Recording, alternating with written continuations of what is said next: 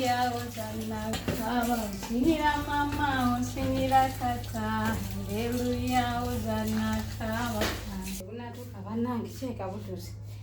Bagambye sawa 10 banangi. Ziri 10 zennyini tugende mu meeting banangi obudde butusi.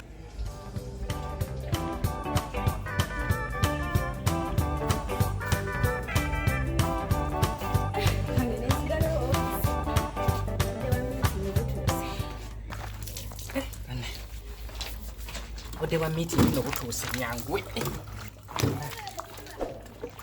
Na hate ni okusala. Sukimundo okugira. Maliriza okusala. Byoke nkoleki. Kungenda mu meeting. Na hate asoke malo kibira ku sawa ndabe bweziri. Butinga buduse. Kanso kenjire bananga. Malo okuvaako mu meeting eno. Kubanga nja kusala nga nkomyewo. Musabire ngenda mu meeting simanyo abanampa akalimu. Sala bambi munsabire baana mmwe. Munsabire nesawa nino n'obudde butuuse mulindeko. Mujjo kujjeko nawe mujjo kujjeko obudde butuuse. Obudde butuuse so kujjeko jako simu. What is on the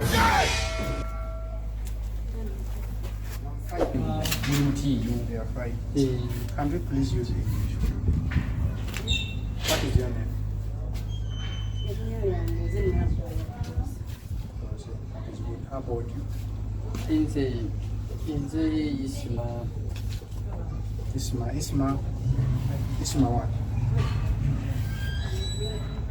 Isma.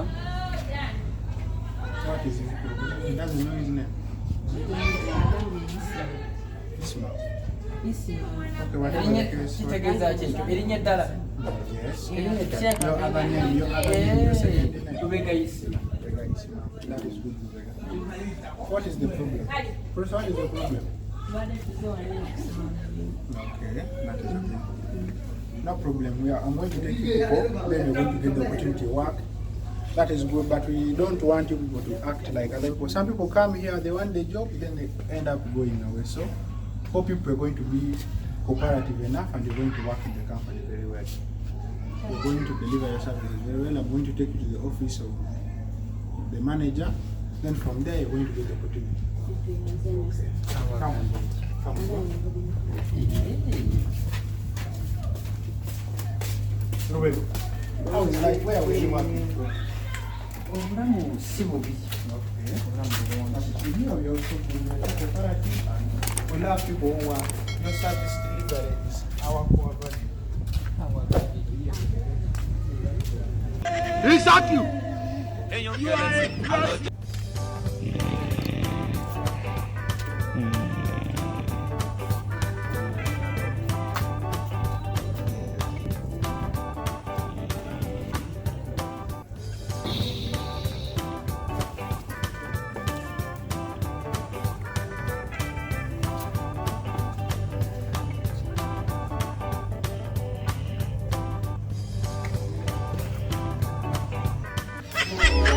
Photo, not be juju be that.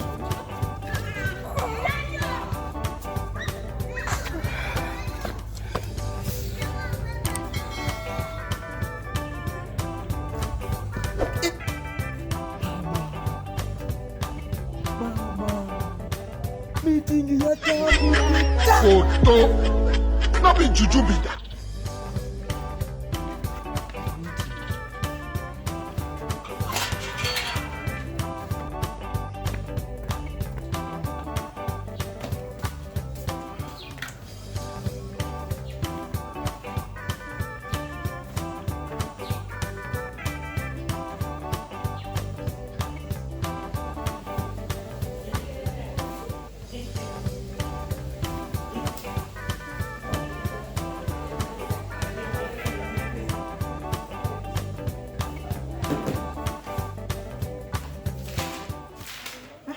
Muvubuka wa meeting abakozi bano bali ludda wa saawa zigenze sibalaba meeting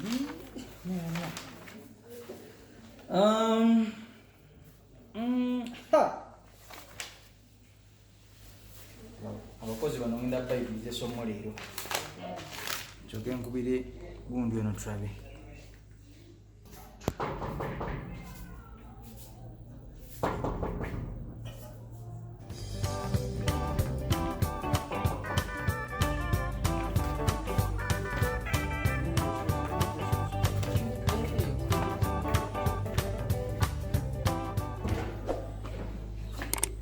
You're welcome.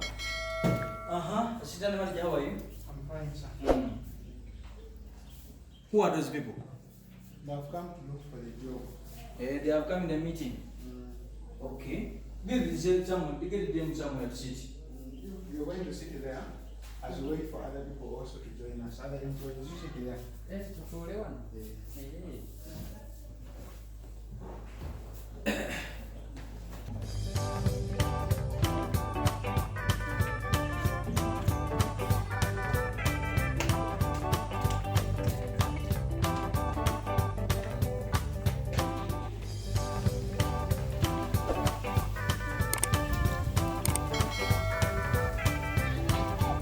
Akasibulira nyabo mwebale kujja meeting y'olwaleero ya kampani eno. Tugenda kufuna esaala okusinziira ku agenda ya leero. Tugenda kufuna esaala endakika ntono nnyo.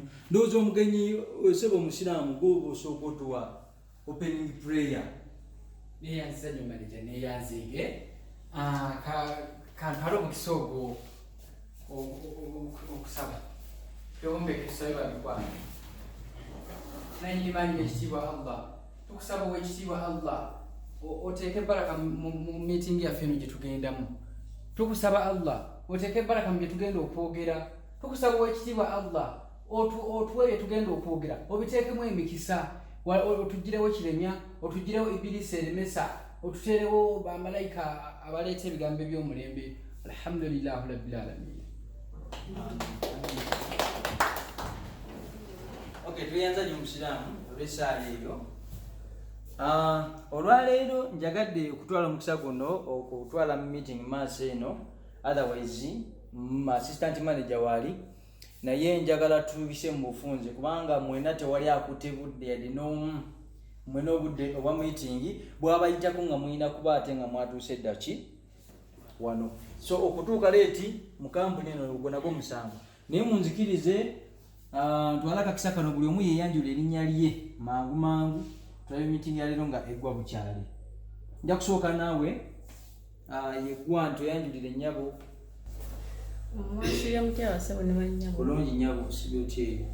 Amannya gange nze Nalutaya Prosi. Nze kufuna mulimu wa. Okay. Yes. Neyanzanyo manager neyanzige amannya gange nze Semunju Muhammadi nga nange nze omu kono abazze okunoonya emirimu. Amanya gange Naisenga Elia ndi mukozi mu Kigaga zone Kola nga asikali mukama bampe omukisa. Kama yebazibwe amaina gange tibayisa abirye kama bampera omukisa. Nze amanya gange nze kwagala kwe John era nange nkola wano mu Kigaga zone. Nze amanya gange nze Kyakwa Chanelo nga nkola wano nga ku Neyanzanyo neyanzege amanya gange mpitibwa Narumyanso Rihanna, office attendant. Let me first take this opportunity to acknowledge the presence of the manager, Yes. our visitor, then the staff at large. Good morning. Good morning. I believe most of you know me. I'm the assistant manager. I'm called Ronald. Nice to meet you. The newcomers, we really welcome you. Feel at home and collaborate with these people to do the good work. Otherwise, we shall be discussing more. Let me take back the opportunity to our leader. Thank you so much. Amanya gange nze Dani Munene era nga nze manager w'ekifo kino. Tulina omugenyi olwaleero naye ndowooza atugulire ku mannya ge tulabe nga tugenda mu maaso omugenyi omumaaso kamanya go. Okay, thank you so much. My name is Omuzanyo Abel. Okay, thank you so much. Mwebale kujja basibe nemanya bwe tubadde tweyanjula era nga abantu oli bwayeyanjula abamu bakuba mu ngalo tebakuba mu ngalo kitegedde empisa eyo yatandika ddi naye ku mpisa ku kimpisiza miitingi ey'olwaleero mwena mwakimanya ezimu ku ezo z'ensonga zino wammanga. Kabaaya tabaddengawo okumala ebbanga yatambulamuko alina gye yagenda mu kuba yalwaza mu kyalo naye yaŋambako ko mabegako ne assistant manager ono nti ebintu ebimu abamu mubadde temubikola bulungi abalala babadde nga emirimu gyabwe bagyerabira abalala babivaako nadda simanyi oba bakyakolera kampani yaffe oba nga babivaamu. Mu mannya ago mulimu asikaali. Nafuna complaint asikaali ayambala nanyuma takyamanyi mulimu gwe agenda ne yeebaka eyo n'amala kati nze njaga tuve ku kimu asikaali buzibu ky'omulimu okyagwagala oba tokyagwagala. He shot you. Subscribing ku Focus TV bingi